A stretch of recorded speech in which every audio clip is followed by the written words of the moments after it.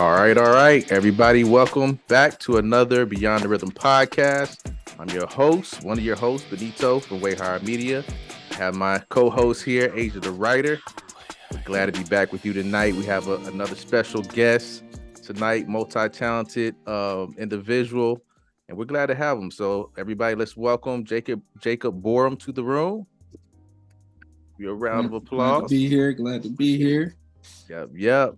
Jacob, tell us a little bit about yourself, man. What do you do, and how can the audience kind of get a feel for who you are?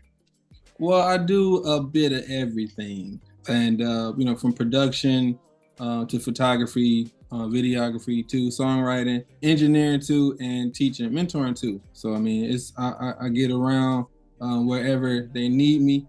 My clients, for the most part, music production, mentorship is what I've been doing on an everyday basis, aside from songwriting and producing my own projects. So, I've been doing it for a minute. Got a lot of experience in it, and a lot of valuable insight to the industry. So cool. Well, Jacob, I want to go back to the start because for some people who don't know, this is my first cousin. Yeah. So happy that you're here. So I know our family has like a lot of a big music background, but I want to know what your individual story was and how you got started with music. Cool. It was my niece and nephew. Like, they were in my immediate family. They were the juggernauts of music. Like, they was, here in Detroit, baby, the news, singing everywhere, doing their thing or whatever. And I was a techie, so I'm like, in the background doing my computer programming type thing. And I'm like, you know what? I'm not about to let them just get all this shine like this. Let me figure out this music game. So I took a summer or two and, learn how to sing. And, I was able to compete with them, and they're like, well, where you get this from? You know what I'm saying? So I'm like, well, maybe I could do something with this. And, I kept at it and got into everything else. They didn't produce music. So I'm like, well, let me see if I can produce some music. So I got into that, and they're like, oh man, you make some real good stuff. We all got into songwriting. Oh, so that's how I got into it. Like, sort of kind of got thrust into it because I didn't want to be left out. So, and then. Oh, wow. Okay. Man, that's cool. So how did you get to, that kind of beginner stages and molding yourself from there to where you are now? You're a polished professional now. Like, what was that journey like? And I would say it's the 1,000 hours or 10,000 hours, the practice that you put in, to be a professional at what you do. And that is a real good question because when I started to learn music, singing is what I did. They were singers, my niece and nephew, so I wanted to start singing as well. So I picked up a couple CDs of some singers, and I just imitated from the voice, the timbre, the tone, everything. I'm imitating what they did, so I can mimic real good. Doing all the runs and stuff like that. And then took it to the next stage for me was like, okay, well, why are they doing these runs or these notes at this point? Why didn't they do it here or whatever? So I'm breaking it all down. And fast forward to now, it's like, I don't really know what my sound is yet. So I just put a bunch of stuff together and it works. So that's a real good question, but definitely put in the time and those hours of perfecting the craft to get here. But my sound, I guess I would have to let the masses define that, because they're gonna put it in some genre and say it's something. So once I get some more stuff out there, and they'll tell me. For sure. Okay. Let's see. So I know that you're really smart. You had a really good job, but you decided to dive headfirst into music and, go all in. So for those of us who have day jobs and do music on the side, I guess for you, why did you make that decision to dive headfirst and like, yeah. Well, the music is my passion. I mean, that's just, it is what it is. I mean, you can go with some day jobs, and especially if it's something that you don't like doing, you just like, oh, dragging yourself out the bed type stuff. And you know, that wasn't necessarily the case, but it was demanding on my time. So it was, you know, not a lot of time that I was able to do music. As well as anything else, but the main reason was the family time. Like I was at work all day, and I was in the oil refining business, so I was at work all day and all night, and it's like, come on, I gotta have some family time type stuff. And I mean, I know with you know, everything that I know, all the experiences, the network that I have, I know I can make some stuff happen. So it's like, let me just do this music and go from there, and that free up a lot of extra time. You know, working from home for the most part. So I'm here at home. I can do my thing. I can take the kids to school and stuff like that. Go to their performances. You know, so all that stuff that I was missing out on by being at work all the time. So that was it for me. And I mean, it's no time like the present to just jump in and do, you know, what you love. So Very true. Sure. Okay. That's cool. So if we get a little more closer to, you know, your whole process, you know, we have a lot of people who watch who are, you know, doing the same thing you do, producing music, making music.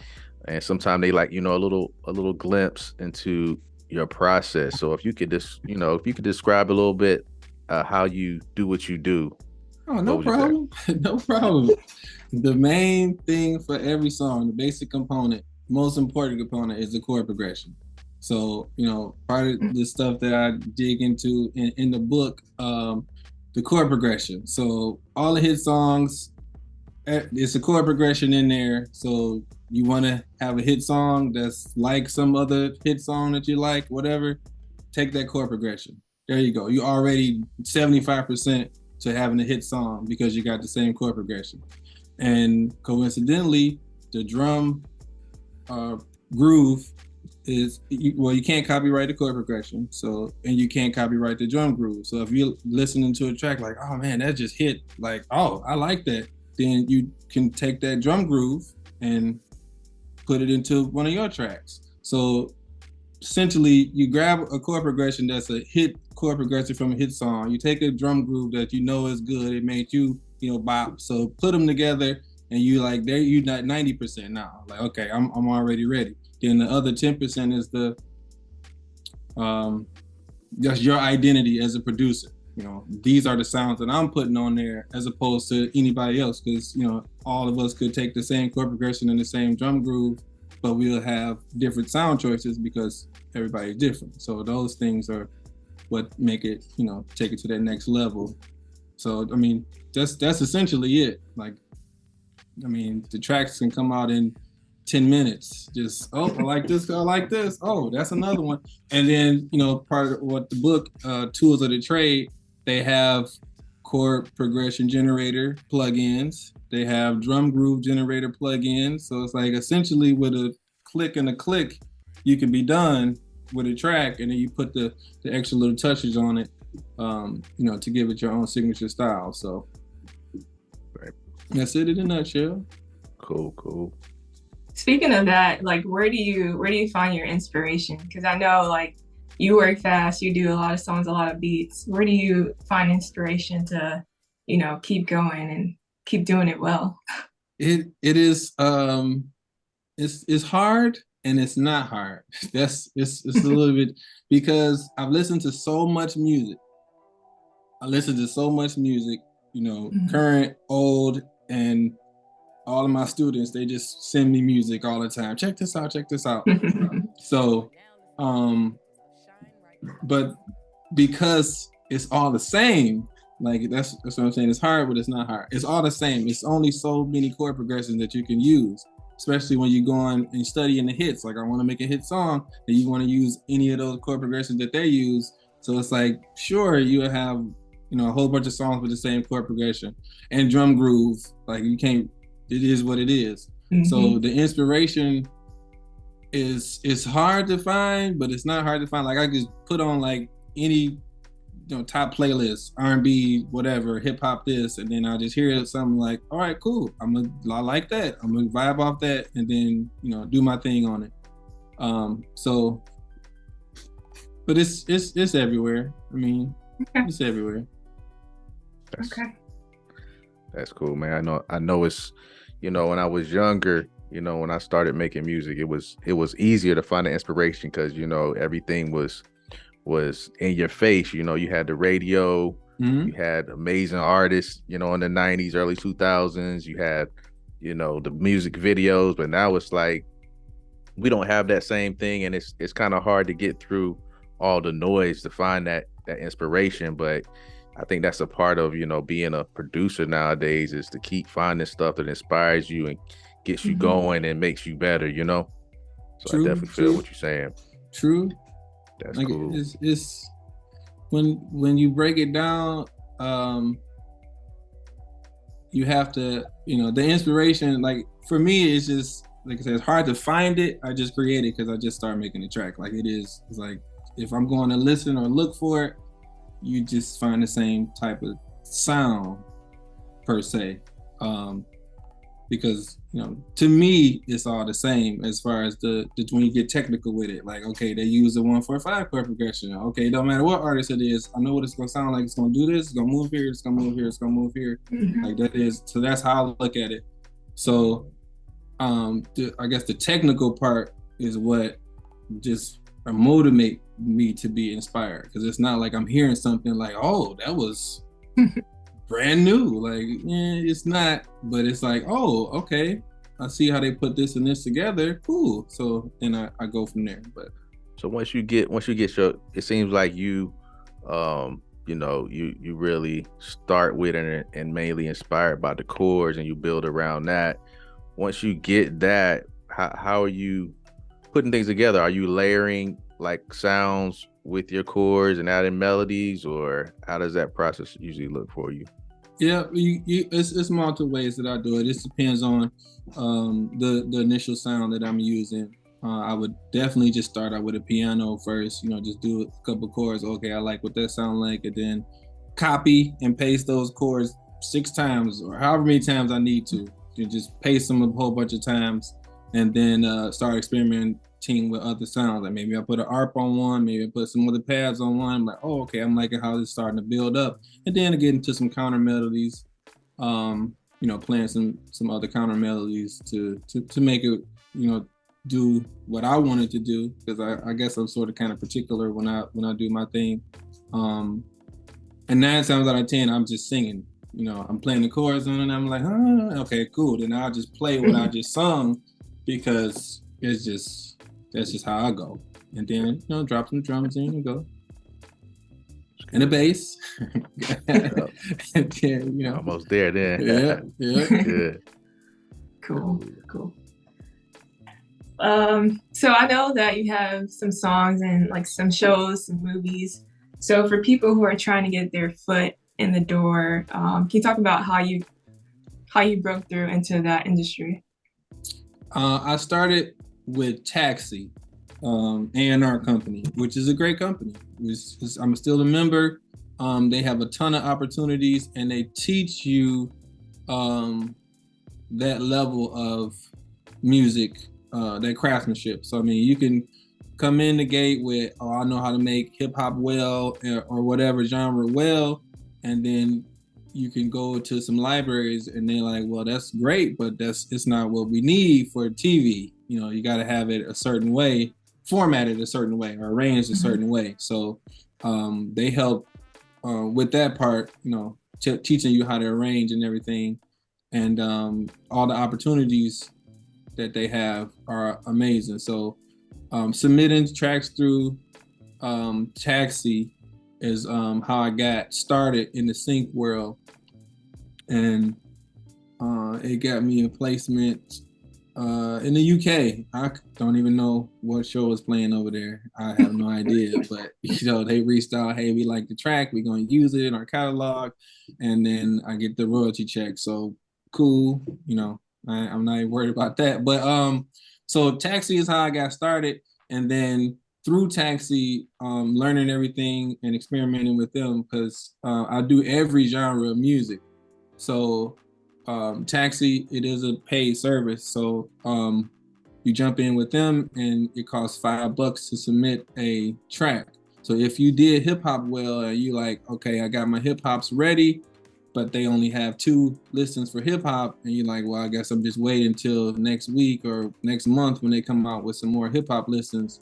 So I was like, nah, I'm not gonna do that. So let me jump in and see what these other genres are about, and broke down the genres, which is all in the Tools of the Trade, the book that I'm trying to get together. But same basic concept, all these other genres, it's a chord progression. Like, it is what it is. So you have a chord progression that they're using. And the groove is what really change up the genres.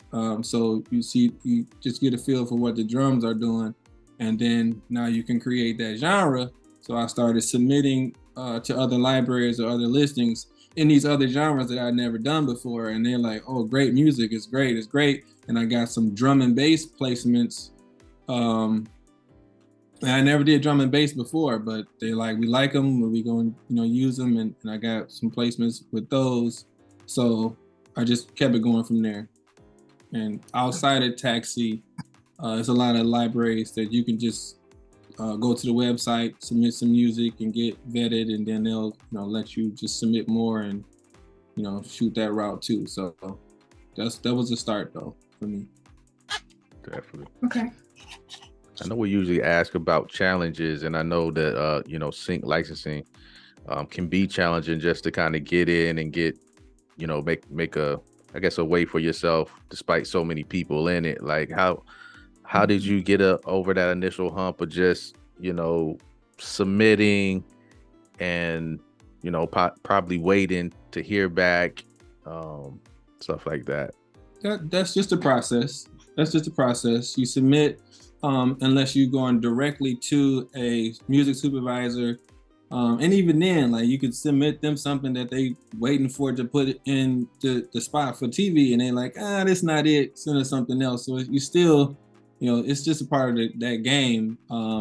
But the learning curve is what really hurts people. Like, I think I got good music, everybody tell me it's great, and then it may be awesome, but it may not be sync ready. So some people, they submit to libraries, and they get rejected, and they're like, I know my stuff is good, but what's up? And then they do have to play the waiting game. So they like, forget sync, I'm gonna just keep doing what I do. So that's really what it is. And if you give them what they want, it's like, it's no, you can jump in today, like, hey, this is how you make music for sync, give them this, and then they'll be like, oh, we need this, thanks a lot. And then you just you just made your chances go up a lot, and then the time that you get money back, you just cut that down. I'll say 75%, because you already given them what they want when they need it, so they'll be ready to put your music up front, and increase your chances of getting placed faster. So a lot of people say it's like 4 or 5 years almost. You gotta do the waiting game. But that's with the learning curve. So you start submitting year 1, and then by year 4, now you know what they want. And because you had so much other work in there, you possibly start to see some trickle placements coming in. But from year 1, if you jump in like, here, I got this, I know you need it, and they start eating it up, then I would say 3 to 6 months after you can get the placements. You still gotta wait almost a year for your first royalty check, though. It's just because that's how it works. But you can see the placements, and some libraries give you cue sheets and tell you like, hey, we picked this, some network picked this track for this show airing this day, so you can expect some money coming on your royalty statement. But that's just part of the game, and a lot of it is that learning curve, why it takes so long for people to get over that hump. But understandable, definitely. Yeah, that figuring out that structure can be tricky.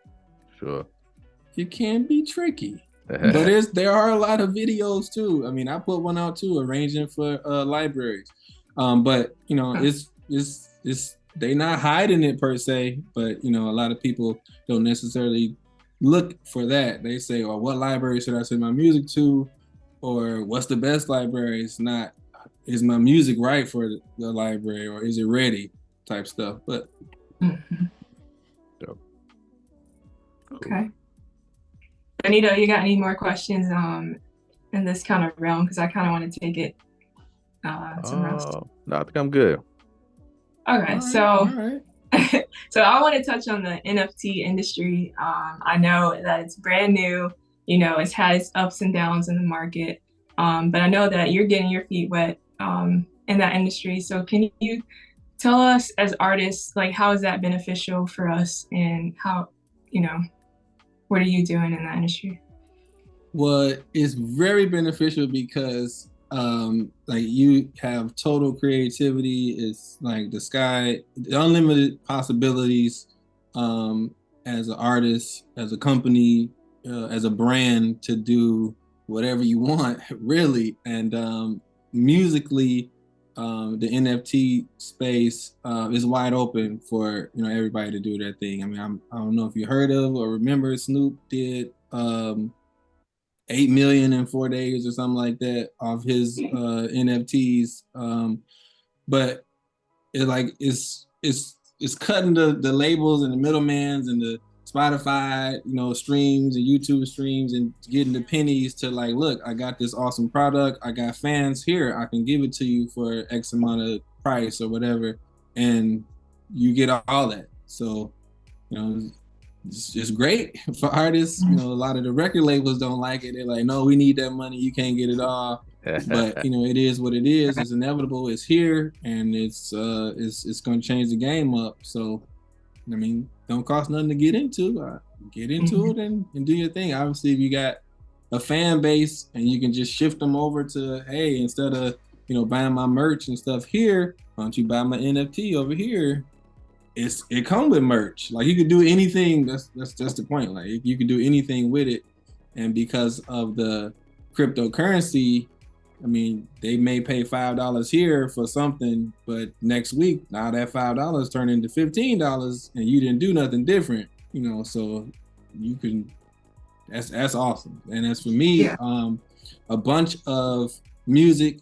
I do graphic design too, so it just work hand in hand. A lot of the NFTs, people buy them for the artwork. So my artwork with my music, I got a whole lot of stuff going in the NFT space, which is, let's see, like my artists that I'm creating for the NFT space.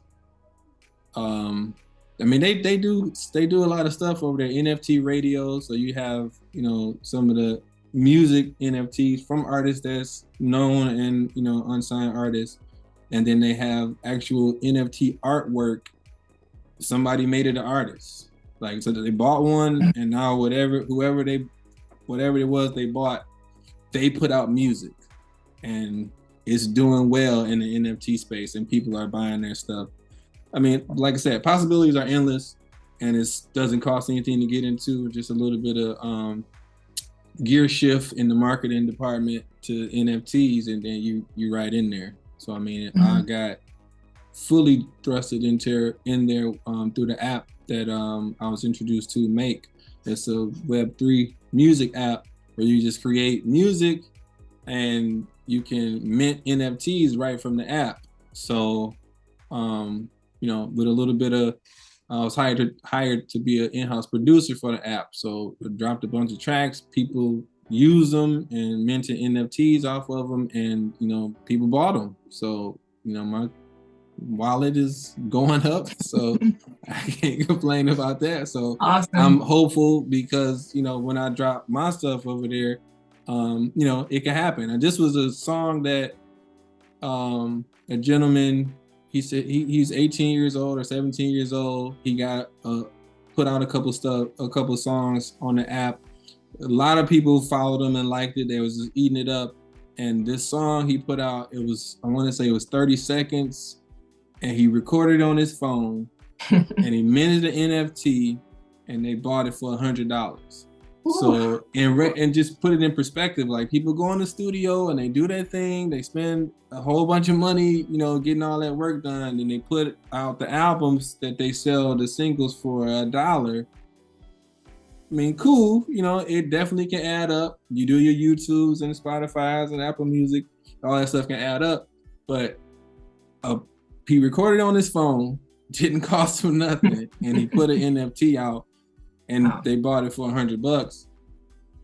And that is, whatever the value of that, cryptocurrency is now, who knows? And it's the NFT, so it's a stock, so they can resell it and he still get money off of it, stuff like that. So yeah, that game is something that I would encourage all artists to get into. I mean, they'll be there sooner or later. Just they ain't gonna be left out. We gonna be there sooner. They gonna be there later.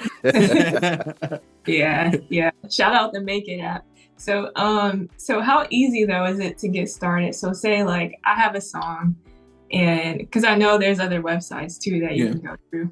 So I have a song, I have my artwork. How easy is it for me to just like sign up and like make an NFT? You got 3 or 4 minutes. It's absolutely free. OpenSea is the largest marketplace for NFTs. Okay. So go OpenSea.com or .io. One of this, I think it's IO. But you go on OpenSea and set up an account and upload the artwork and the music. That's it. There you go. Market it and repeat. There you go.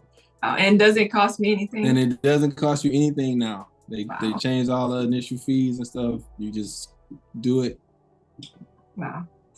That's awesome. What about gas fees? They still got the gas fee? They still got the gas fee, but the creator or the seller doesn't pay them when you when you mint your NFT. So when the buyer pays the gas fee.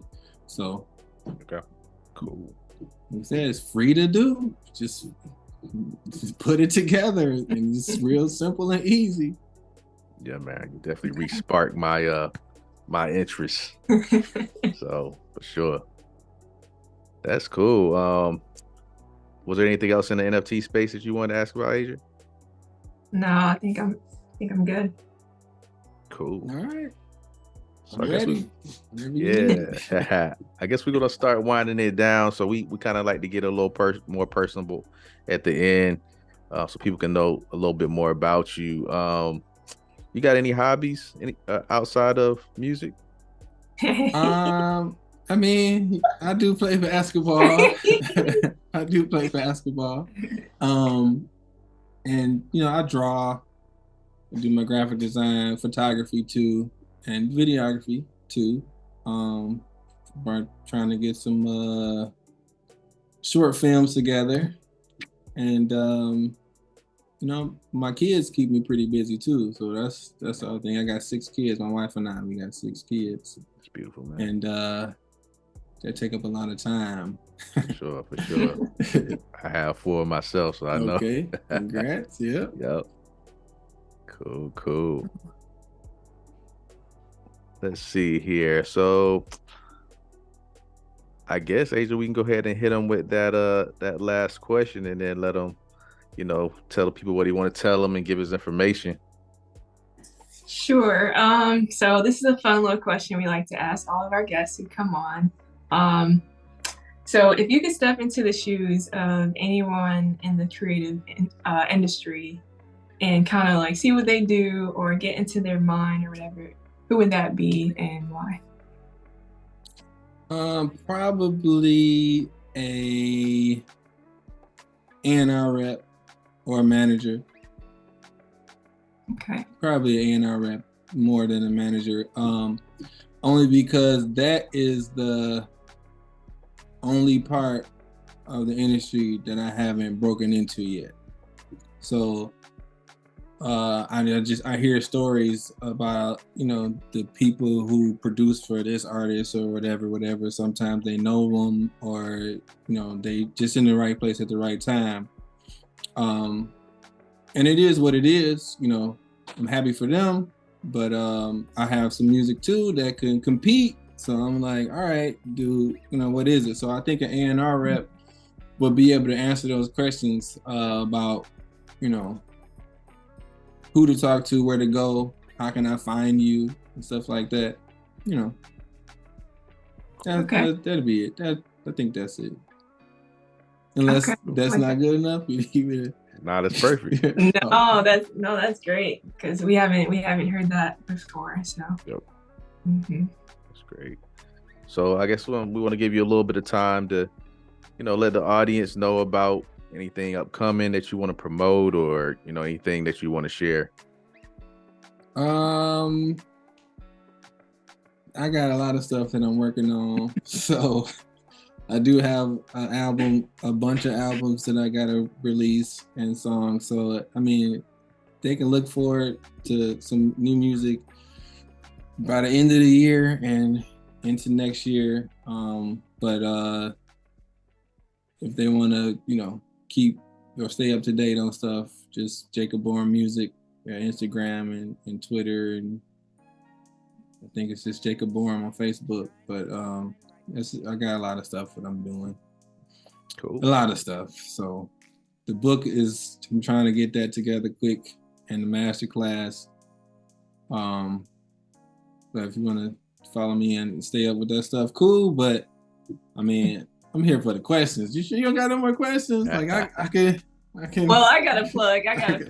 If you haven't heard "What Do You Mean" by myself and Jake, check that out. He produced it. Sure. Yeah, he produced it. So if you haven't heard that, go check it out. All streaming platforms. Definitely. For sure. Definitely. And real quick, I know y'all have a musical family, so let's get one story growing up, something that y'all remember from the family that we could take away. That's tough. I don't know. Let me see. No family reunions where everybody broke it down like that. No, I can't remember if so. The first time I met Jacob actually was on the basketball court. That is true. Oh, really? That is true. Okay. Yeah. He was too good to play with us.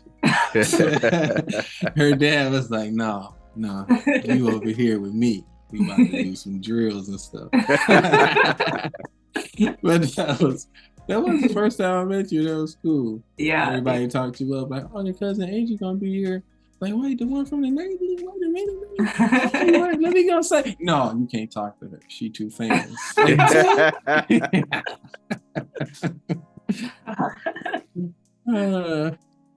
that was cool. It's cool that day. We had a good time. But no, I can't think of any stories like that we got into it over some music stuff. I am really trying to do a Christmas album because I get the briefing from Taxi all the time. They send the emails of what the libraries want, and I'm talking about from all year, pretty much all year. They ask for Christmas music all year. Wow. All year. So I'm like, the whole family can do music. Let's do a Christmas album. We can eat off this forever because, if Mariah Carey's still getting millions of dollars a year from her Christmas, but she on a whole other level, and the song was awesome. But we can get in too and get some of that money. It's a lot for everybody, so that's in the works too. Christmas album. Awesome, that's dope. Everybody on there. Look forward to it. Well, we want to thank you, Jacob, for coming out, man, blessing us tonight with your presence, with the answers to these questions, and just let us know about you and what you're doing. And once you drop some stuff, man, maybe next year, let us know, and we'd be happy to have you back on. Awesome. Thanks for having me, and most definitely, anytime. Cool. So if one of y'all other guests fall through, I'm ready. I'm ready. Cool, man. We appreciate it, man. Definitely. No problem. All right. No problem. Have a good one. All right, we're gonna go ahead and sign it off for tonight, y'all. Thanks for joining us again tonight. We're gonna say peace out later.